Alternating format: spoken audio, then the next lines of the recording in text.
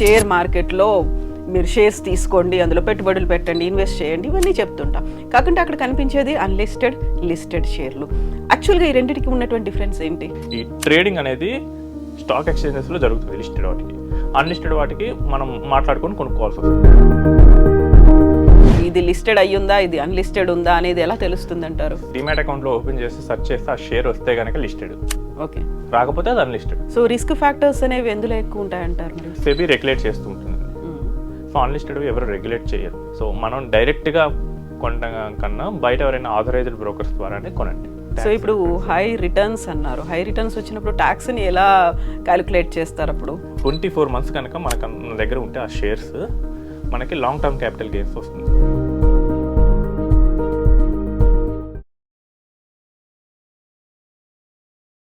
నమస్తే, నేను Kavitha. Welcome to I dream.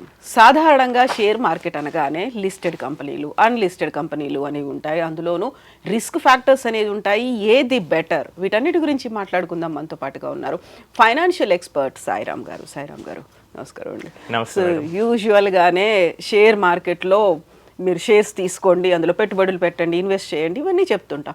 కాకుంటే అక్కడ కనిపించేది అన్లిస్టెడ్, లిస్టెడ్ షేర్లు. యాక్చువల్గా ఈ రెండింటికి ఉన్నటువంటి డిఫరెన్స్ ఏంటి? సో మనకి సాధారణంగా షేర్ మార్కెట్లో లిస్టెడ్ షేర్సే చాలా పాపులర్ అండి.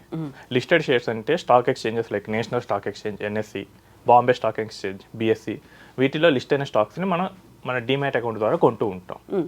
సో అన్లిస్టెడ్ అంటే కనుక స్టాక్ ఎక్స్చేంజ్లో లిస్ట్ అవ్వవు, ఇవి బయట అమ్ముతారు. వీటిని ఓవర్ ద కౌంటర్ కొనాల్సి వస్తుంది. ఫర్ ఎగ్జాంపుల్ మనకి చెన్నై సూపర్ కింగ్స్ ఫ్రాంచైజ్ ఉంది. సో అది కంపెనీ, దానికి షేర్స్ ఉంటాయి. వాటిని స్టాక్ మార్కెట్లో లిస్ట్ అవ్వలేదు కాబట్టి మనం బయట కొనాల్సి వస్తుంది, outside stock market. Next PharmEasy, next Apollo energy, okay, ఇలాంటి కంపెనీస్ అన్ని స్టాక్ మార్కెట్లో లిస్ట్ అవ్వలేదు.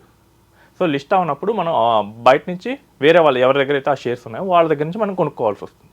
ఇవి అన్లిస్టెడ్ షేర్స్. లిస్టెడ్ షేర్స్ అయితే కనుక మనకి స్టాక్ మార్కెట్లో లిస్ట్ అయి ఉంటాయి కాబట్టి, ఫర్ ఎగ్జాంపుల్ రిలయన్స్, మనం డిమాట్ అకౌంట్ ఓపెన్ చేసి రిలయన్స్ అని టైప్ చేస్తే మనకి రిలయన్స్ షేర్ కనిపిస్తుంది. అది స్టాక్ ఎక్స్చేంజ్లో ప్రైస్ చూపిస్తుంది, మనం అమౌంట్ పే చేసి తీసేసుకోవచ్చు. బట్ అన్లిస్టెడ్ అలా ఉండదు. అది అసలు స్టాక్ ఎక్స్చేంజ్లో ఉండవు కాబట్టి మనం బయట ఎవరి దగ్గర ఉందో వెతికి వాళ్ళ దగ్గర నుంచి మనం కొనుక్కోవాల్సి వస్తుంది. సో యాక్చువల్గా ఈ రెండింటిని ఎలా డిఫరెన్షియేట్ చేయాలంటారు? యాక్చువల్లీ ఇది లిస్టెడ్ అయ్యిందా, ఇది అన్లిస్టెడ్ ఉందా అనేది ఎలా తెలుస్తుంది అంటారు? సింపుల్ మేడం, మనకి డిమాట్ అకౌంట్లో ఓపెన్ చేసి సెర్చ్ చేస్తే ఆ షేర్ వస్తే కనుక లిస్టెడ్, ఓకే, రాకపోతే అది అన్లిస్టెడ్. ఎన్ఎస్సి ఇండియా, ఈ స్టాక్ అనేది అన్లిస్టెడ్. సో మనం ఎన్ఎస్సిని కొనాలని ట్రై చేస్తే స్టాక్ మార్కెట్లో ఉండదు. సో ఆ ఓవర్ ద కౌంటర్ మార్కెట్లోనే ఉంటుంది. అసలు ఈ లిస్టెడ్కి అన్లిస్టెడ్కి మెయిన్ డిఫరెన్స్ ఏంటంటే, ఈ ట్రేడింగ్ అనేది స్టాక్ ఎక్స్చేంజెస్లో జరుగుతుంది లిస్టెడ్ వాటికి. అన్లిస్టెడ్ వాటికి మనం మాట్లాడుకొని కొనుక్కోవాల్సి వస్తుంది. ఓకే, ప్రైస్ అనేది లిస్టెడ్ వాటిలో చాలా అక్యురేట్గా ఉంటుంది. సో డిమాండ్ అండ్ సప్లై పెట్టేసి వెంటనే ప్రైస్ డిసైడ్ అయిపోతుంది. బట్ అన్లిస్టెడ్ ఏంటంటే మనం బార్గెయిన్ చేయాల్సి వస్తుంది. ఓకే, సో ప్రైస్ అనేది కరెక్ట్గా ఉండదు. సో ఒకటి ఎక్కువ చెప్పొచ్చు, తక్కువ చెప్పొచ్చు, ఇలాంటివి ఉంటాయి. ఇదంతా ఆన్లైన్లో కనిపిస్తుంది అంటారా? ఈ అన్లిస్టెడ్ది కూడా కనిపించదండి, ఉండదు. సో వాటికి ఆన్లైన్ అనేది ఉండదు. It's complete and offline process. Okay, okay. So risk factors అనేవి ఎందులో ఎక్కువ ఉంటాయంటారు మరి? సో లిస్టెడ్ అనేవి సెబీ రెగ్యులేట్ చేస్తూ ఉంటుందండి. సో అన్లిస్టెడ్ ఎవరు రెగ్యులేట్ చేయరు. So anything which is not regulated is a risky product. ఇప్పుడు ఫర్ ఎగ్జాంపుల్ మీ దగ్గర కొన్ని షేర్లు ఉన్నాయి, XYZ కంపెనీవి. నేను కొనాలనుకుంటున్నాను, నేను మీకు క్యాష్ ఇచ్చాను, మీరు నాకు షేర్స్ ట్రాన్స్ఫర్ చేయకపోతే నేను రిస్క్ అయినట్లే కదా.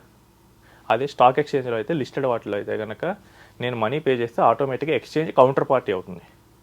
ఆ డ్యూటీ ఎక్స్చేంజ్ అవుతుంది, మనకి స్టాక్స్ డెలివర్ చేసేది. సో బట్ అన్లిస్టెడ్లో అవుతుందంటే ఇలాంటివి ఏమీ ఉండవు. నేను మీకు స్టాక్స్ అమ్మినప్పుడు మీరు డబ్బు ఇవ్వకపోయినా నేనేం చేయలేను. నేను కొనాలనుకున్నప్పుడు మీరు నాకు స్టాక్స్ డెలివర్ చేయకపోయినా నేనేం చేయలేను. ఇంకోటి ఏంటంటే ఎక్కువ ప్రైస్ కూడా చెప్పొచ్చు, లేదా కొంతమంది తక్కువ ప్రైస్ కూడా తీసుకోవచ్చు.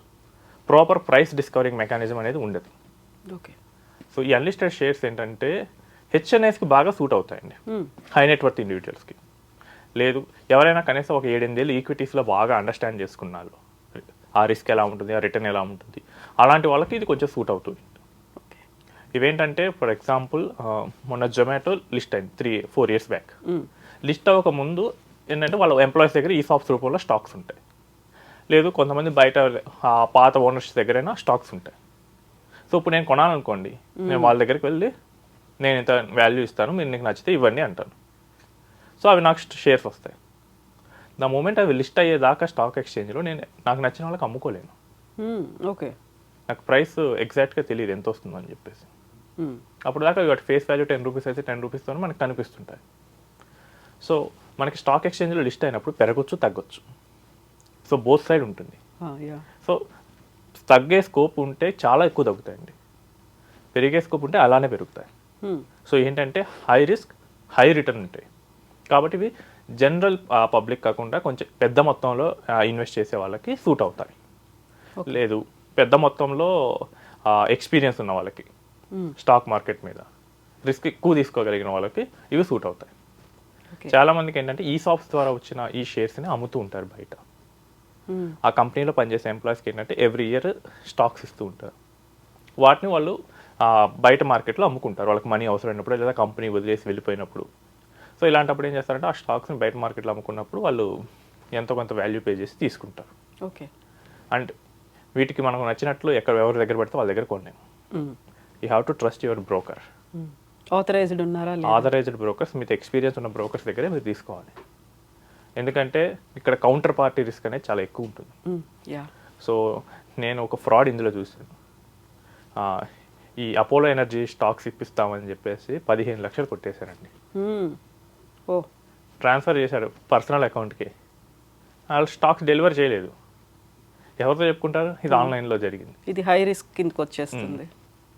అదే మీరు బ్రోకర్ ద్వారా చేస్తే బ్రోకర్ ఏం చేస్తారంటే వాళ్ళు ఫస్ట్ మొత్తం ప్రాసెస్ అంతా కొంచెం గట్టిగా ఫాలో అయ్యి వాళ్ళ అకౌంట్కి తీసుకుంటారు. ఆ తర్వాత వాళ్ళు మన అకౌంట్కి ఇస్తారు. సో మనం డైరెక్ట్గా కొనడం కన్నా బయట ఎవరైనా ఆథరైజ్డ్ బ్రోకర్స్ ద్వారానే కొనండి. సో వాళ్ళంటే రిస్క్ని మిటిగేట్ చేసే కేపబిలిటీ కలుగుతుంది. లేదు నాకు దగ్గర హెవీ అమౌంట్ ఆఫ్ క్యాష్ ఉంది, నేను డైరెక్ట్గా కంపెనీ దగ్గర కొనుక్కుంటా అంటే దట్స్ డిఫరెంట్ స్టోరీ.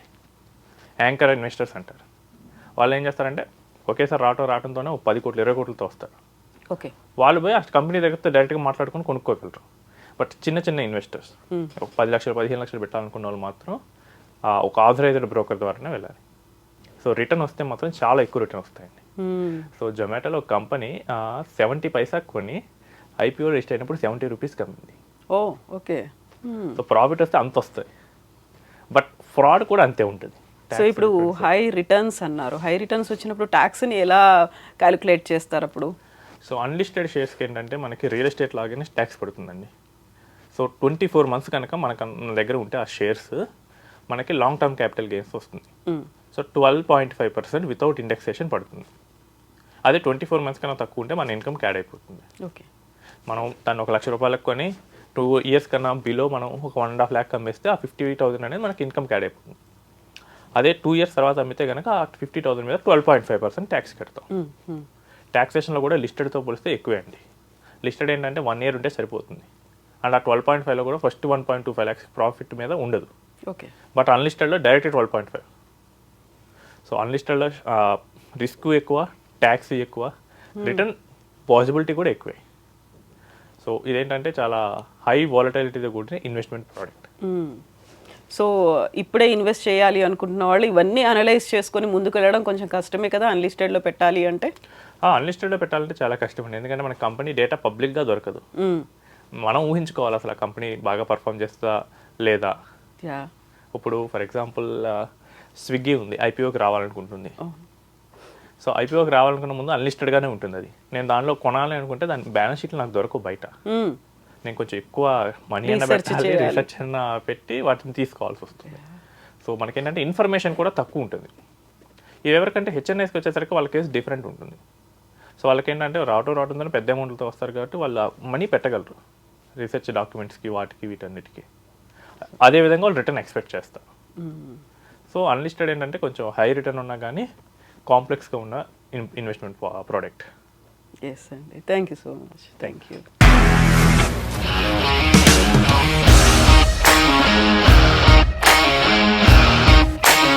ఇండస్ట్రీలో కమిట్మెంట్ ఇష్యూస్ వస్తే నీకు కూడా వచ్చినట్టు? మార్నింగ్ తీసుకెళ్ళాలంటే కొట్టి పడేస్తాడు.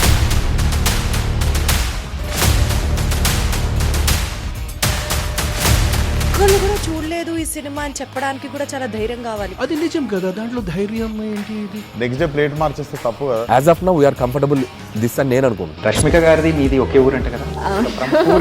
నీకు కోపం వచ్చిందంటే బాగా తిట్టేత్తరా? తిట్టేద్దామండి.